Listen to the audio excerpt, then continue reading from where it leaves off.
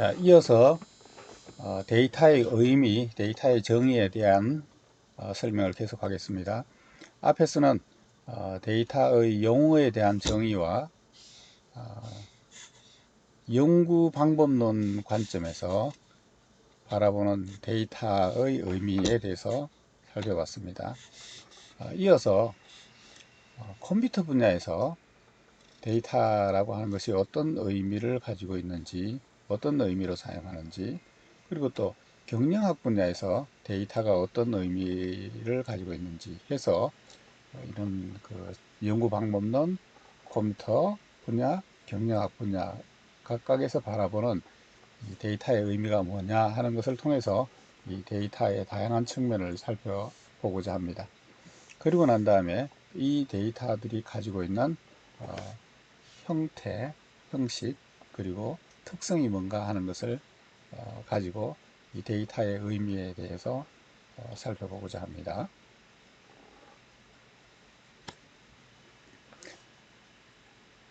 예, 데이터의 용어에 대한 의미, 두 번째로 컴퓨터 분야에서는 데이터를 어떻게 생각하고 있는가 하는 것에 대해서 말씀드리겠습니다. 여러분들 아시다시피 컴퓨터에서는 데이터를 0 또는 1의 조합, 그것이 모여서 결합된 디지털 형태의 코드로, 디지털 형태의 표현으로 컴퓨터에서 데이터를 표현을 합니다. 그리고 이 데이터들은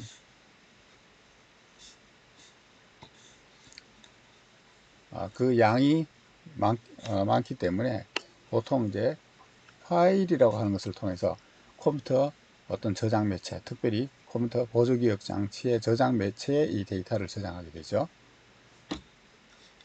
이 파일은 0과 1의 조합으로 되어 있는 그런 이진 형태의 조합으로 데이터를 표현하게 됩니다.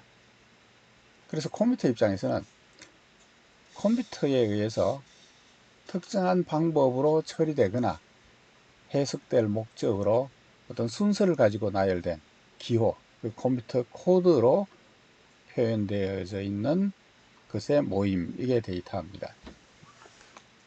그래서 컴퓨터에서는 0 또는 1의 조합을 이용해서 수치화된, 숫자화된 숫자 값을 갖는 크기나 규모나 개수, 나아가서 숫자만 아니라 문자 또는 컴퓨터에 의해서 처리되거나 해석될 수 있는 혹은 다른 컴퓨터를 제어할 수 있는 명령어들을 나타내는 심벌, 이런 것들이 컴퓨터에서 데이터를 표현하고 저장하는 방식입니다. 이 데이터는 컴퓨터의 저장 매체에 저장이 되죠. 이 저장 매체는 하드디스크라든가 플로피 디스크라든가 이런 이제 다양한 저장 매체를 사용할 수 있고, 반도체 기술을 사용해서 반도체 저장 매체, 램이나 롬이나 SSD나 이런 반도체 기술을 사용한 저장 매체에 저장할 수도 있고, CD나 DVD나 이와 같이 옵티컬 디바이스, 광학 저장 장치에 저장할 수도 있고, 이러한 다양한 형태의 매체에 저장할 수 있습니다. 또 컴퓨터에서는 프로그램이라고 하는 것들이 있죠.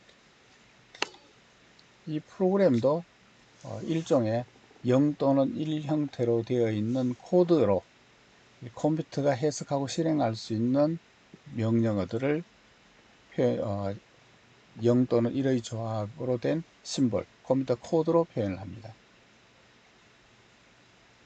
그렇기 때문에 이 프로그램도 데이터와 비슷하게 어떤 0 또는 1의 조합, 기계화되어 있는 데이터와 동일한 형태의 어떤 일련의 명령어들의 조합, 그것이 프로그램이고, 그것을 실행하는 것이 컴퓨터라는 장치라고 볼 수 있습니다.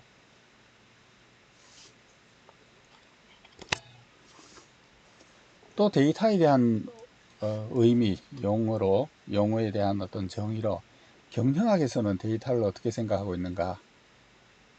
경영학에서도 이 데이터 기반의 경영을 할 때 이 데이터를 기초로 해서 경영하는 것에 대해서 관심이 굉장히 높습니다.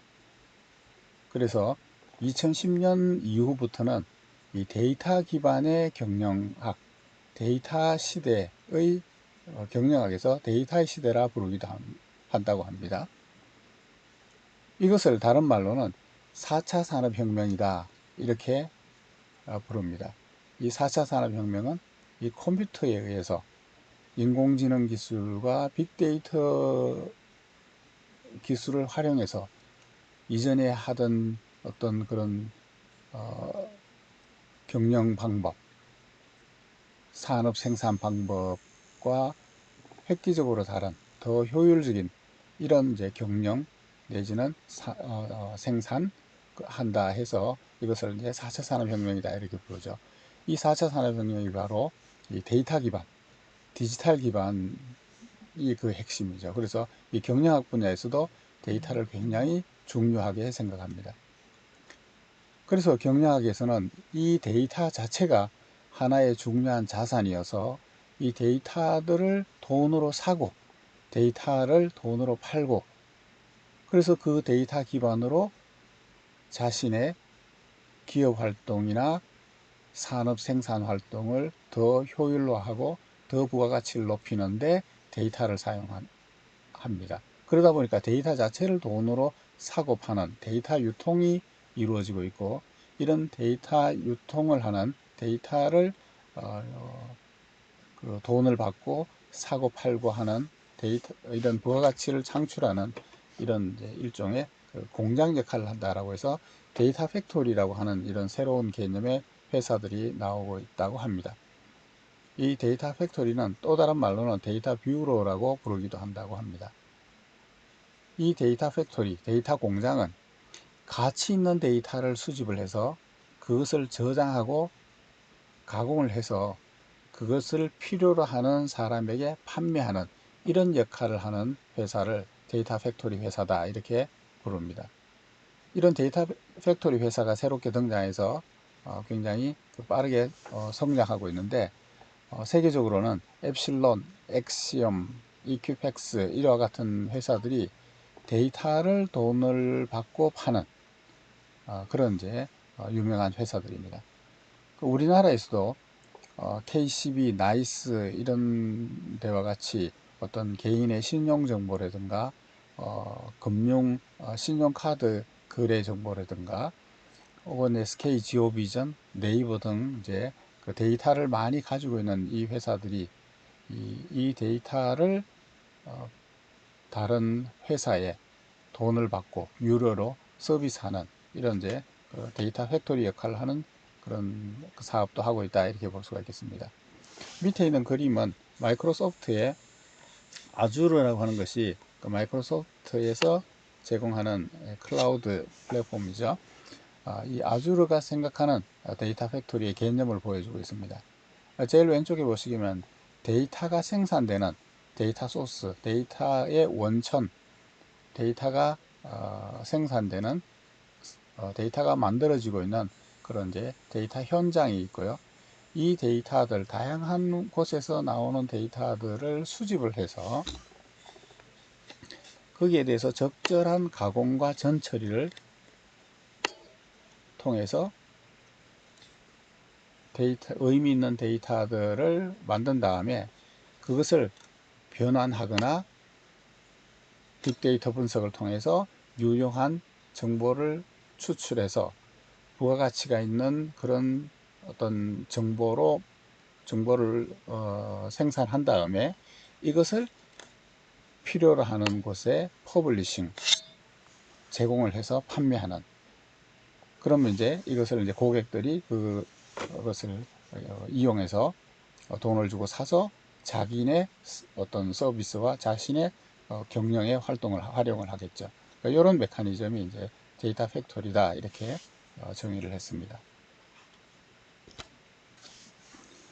금융 분야에서는 여러 어떤 그 구성원들이 서로 어떤 그 역할과 그 자본을 서로 이제 주고받는 이런 이제 유통 개념이 금융 분야에서 일찍이 정착이 되었는데, 이 금융 분야에서도 이런 이제 순환 구조를 데이터 거래에 적용시켜서 이런 순환 구조를 갖는 데이터 생태계를 정의를 했습니다. 그래서 이 데이터 생태계에서는 데이터가 만들어져서 그것을 수집하는 사람, 그리고 그것을 적절히 가공하는 브로커, 그 다음에 그것을 이제 판매하면 그것을 사용하는 이용자들 사이에 서로 순환 구조가 이루어지는 이런 형태의 데이터 생태계를 정의를 했습니다.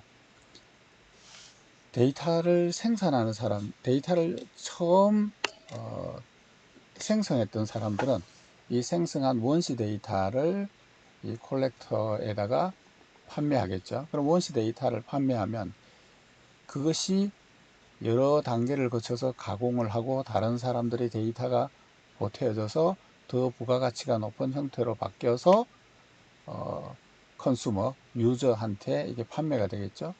그리고 그것이 다시 원래 원시 데이터를 판매했던 사람한테로도 되돌아와서 더 부가가치가 있고 더 새로운 정보들이 담은 형태로 판매가 될 수 있겠죠. 그렇게 해서 이제 이런 순환 구조가 이루어질 수 있다라고 하는 것을 이제 순환 구조를 이제 데이터 생태계라고 그렇게 정의를 했습니다.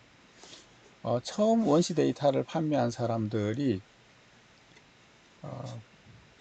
그것을 이제 제공하면 그 여러 가지 브로커에 의해서 여러 가지 변환 단계를 거쳐서 부가가치가 창출되겠죠. 그러면 그것을 돈을 주고 사는 소비자, 유저가 그 돈을 주고 구입을 합니다. 구입을 해서 자신의 그 기업 활동에 활용하면서 그것을 통해서 얻어진 경험과 다른 종류의 정보들을 더 보태서 더 부가가치가 높은 더 확장된 데이터 정보들을 얻습니다. 그러면 그것이 처음 데이터를 판매했던 사람이라 하더라도 그 사람에게 더 가치 있는, 그 사람에게 도움이 될 만한 정보가 더 추가로 담겨져 있을 수 있죠. 그러면 이제 그 처음 판매했던 사람이 그 가치 있는 데이터를 다시 구입하고 이런 식으로 서로 선순환 과정이 이루어지는 이런 것이 가능하다라고 하는 개념을 정의를 했습니다. 이렇게 보시다시피 경영학 분야에서도 데이터를 많이 사용하고 있고 데이터 기반으로 경영이 이루어지고 있는 것을 볼 수 있습니다. 지금껏 이 데이터의 의미, 데이터가 다양한 분야에서 사용되고 있고 다양한 의미를 가지고 있다라고 하는 것을 보기 위해서 과학 실험 분야, 연구 개발 분야, 그 다음에 컴퓨터 관점에서 컴퓨터 분야, 그리고 경영학 분야에서 데이터를 어떻게 생각하고 이해하고 정의하는가에 대해서 봤습니다. 뭐 이런 것들을 이제 종합해서 또 다른 사람이 정의해 놓은 데이터의 의미, 데이터의 형태를 이제 이 사람은 이렇게 5가지로 정의를 했는데 이 정의가 그 앞에 있었던 여러 정의들을 포괄해서 다시 재정의한 것이다 이렇게 생각을 할 수 있어서 또 다른 관점에서 데이터의 의미를 설명을 하고 있습니다. 이 사람은 이제 여기 있는 자료에서 따온 것인데요. 이 사람은 이제 이 데이터를 다음과 같이 5가지 종류의 데이터로 분류를 했습니다.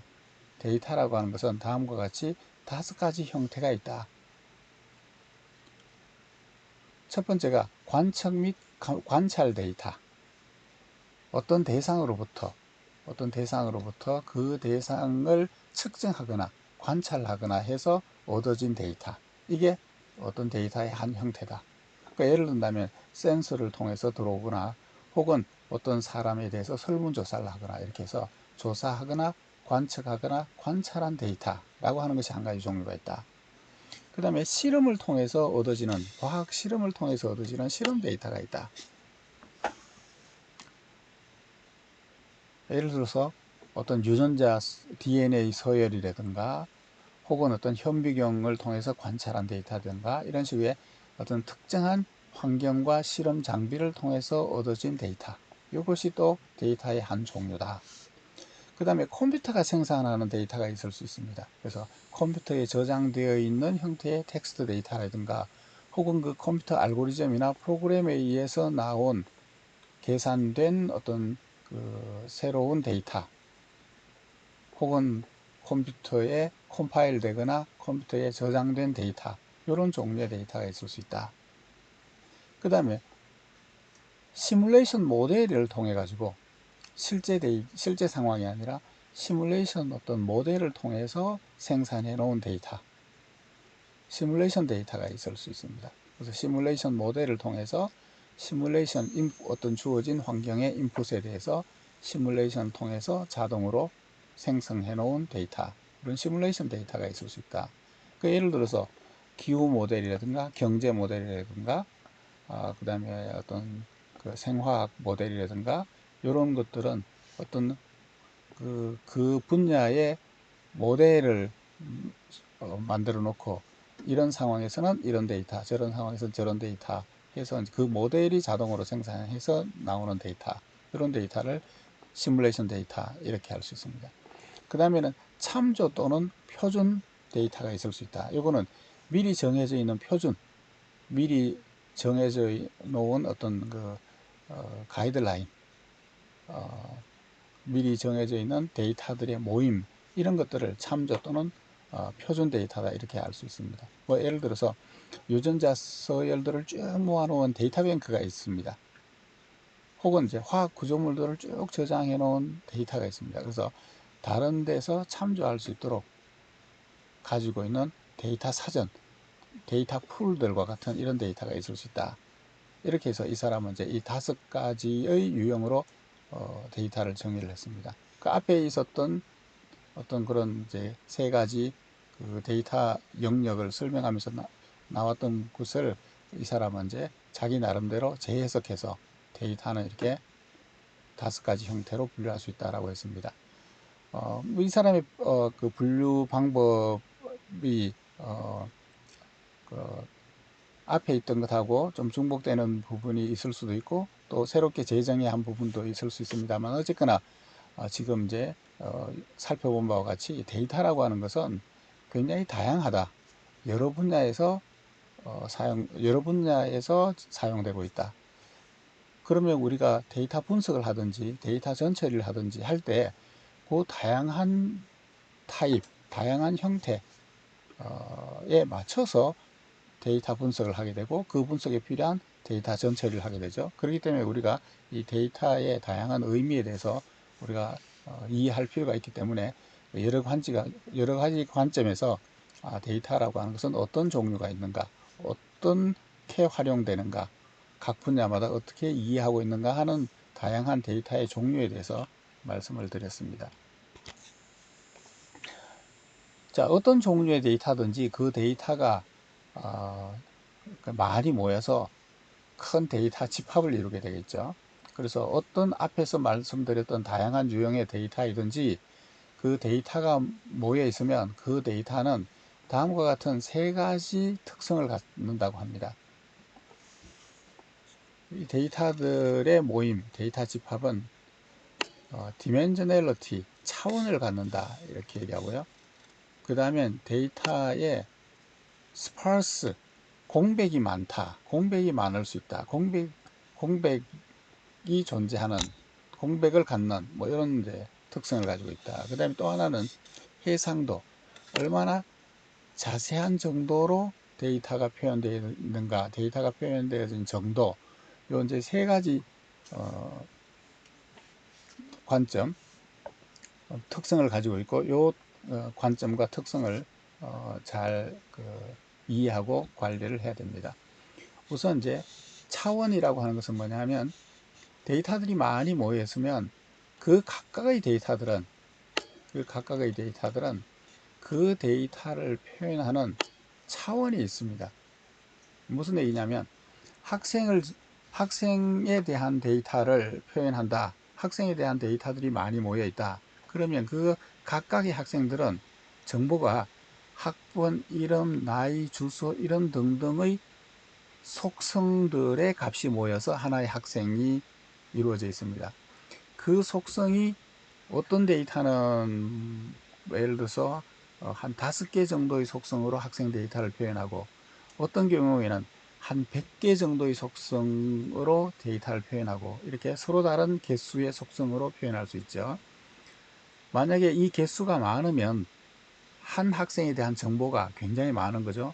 주민등록번호라든가 뭐 이런 학년이라든가 학과 이런 기본적인 정보 외에 뭐 취미라든가 그 사람의 교우 관계라든가 활동하고 있는 동간이라든가 이런 여러 가지 속성들에 대한 정보를 가지고 있으면 한 학생에 대해서 제공해 줄 수 있는 정보의 종류가 풍부하겠죠.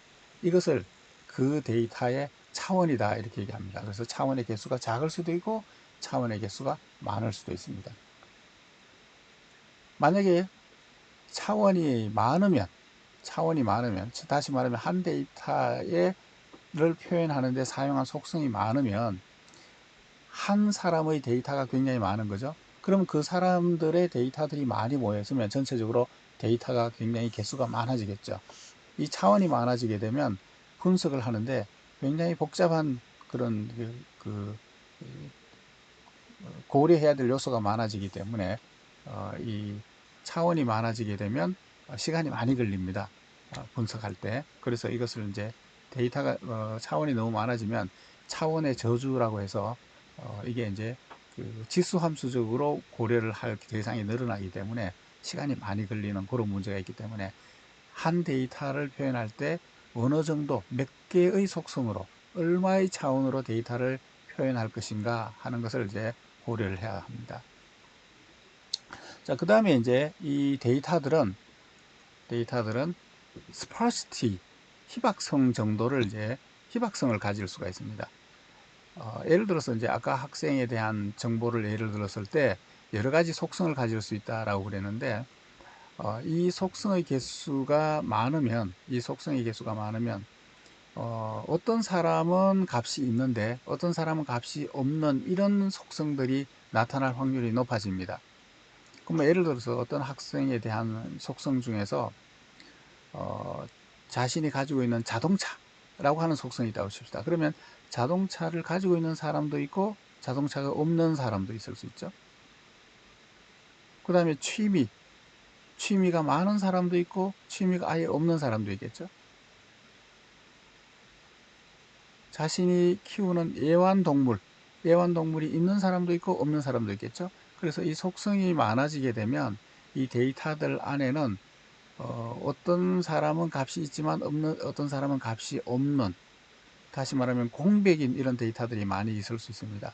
그래서 속성이 많고 데이터가 많이 있으면 이 데이터들 안에는 어떤 속성 값이 비어있는 0인 이런 형태의 데이터들이 많이 있을 수 있는데, 이런 이제 희박성을 얼마나 줄일 것이냐, 내지는 이 희박성이 있는 이 데이터들을 어떻게 활용하고 이 희박성 문제를 피해서 데이터 분석을 하거나 혹은 이제 이 희박성을 어떤 식으로 관리할 것인가에 대한 이제 검토가 필요합니다.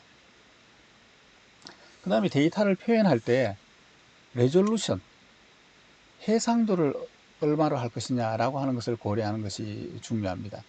데이터를 표현할 때 얼마나 촘촘하게 할 것이냐 혹은 얼마나 듬성듬성하게 할 것인가 라고 하는 그 정도, 이 해상도를 고려해야 되는 거죠.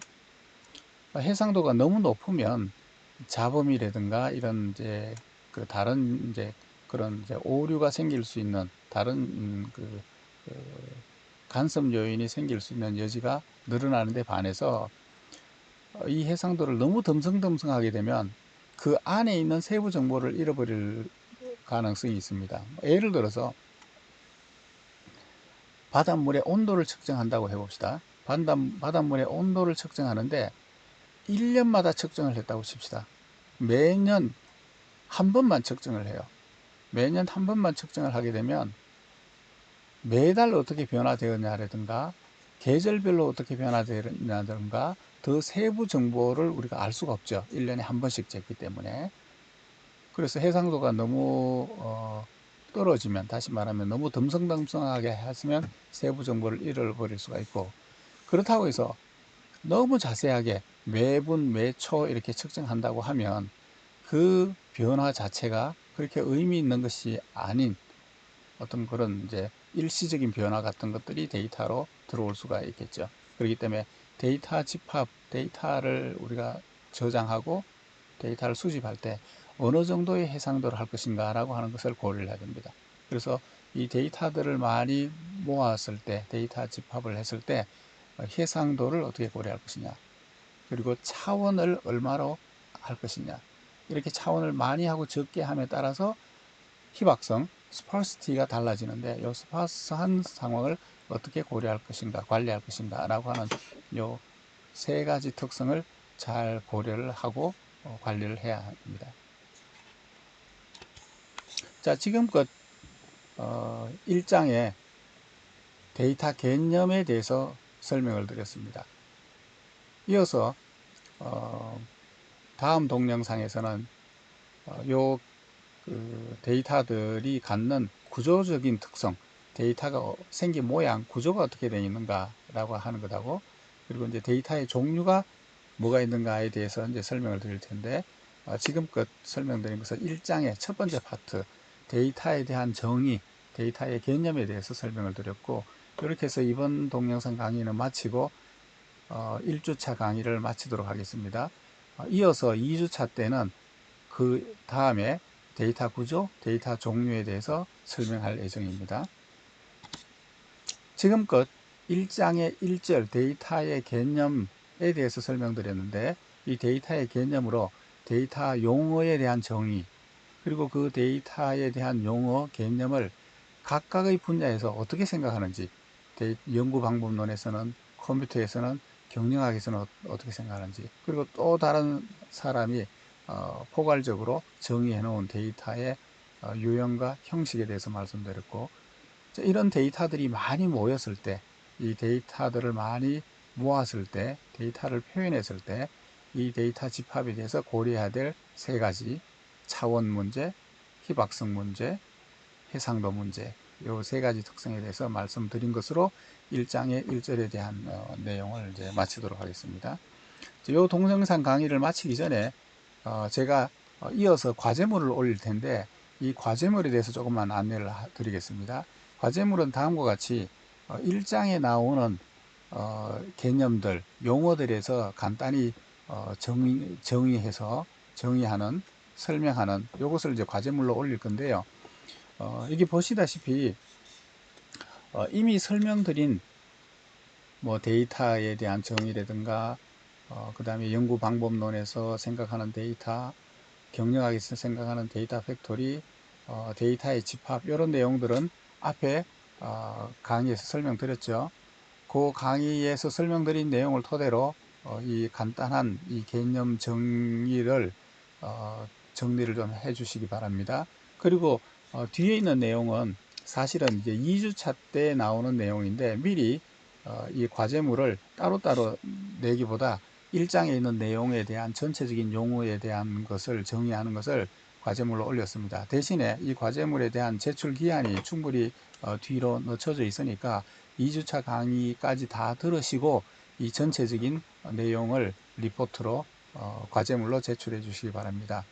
이 과제물은 공부한 내용을 얼마나 잘 이해했는가 하는 것을 정리하는 의미에서도 중요합니다만, 나중에 중간고사 시험 칠 때 요 용어 정의에 대해서 한 절반 가까운 정도를 시험 문제에 내겠습니다. 그러니까 여러분들이 시험 준비를 미리 한다 생각하시고 여기에 대해서 자기가 나중에 시험 문제 나왔을 때 어떻게 답을 할 것인가 라고 하는 시험 답안을 준비한다 생각하시고 요 용어 정의에 대해서 미리 잘 준비를 해 주시기 바랍니다.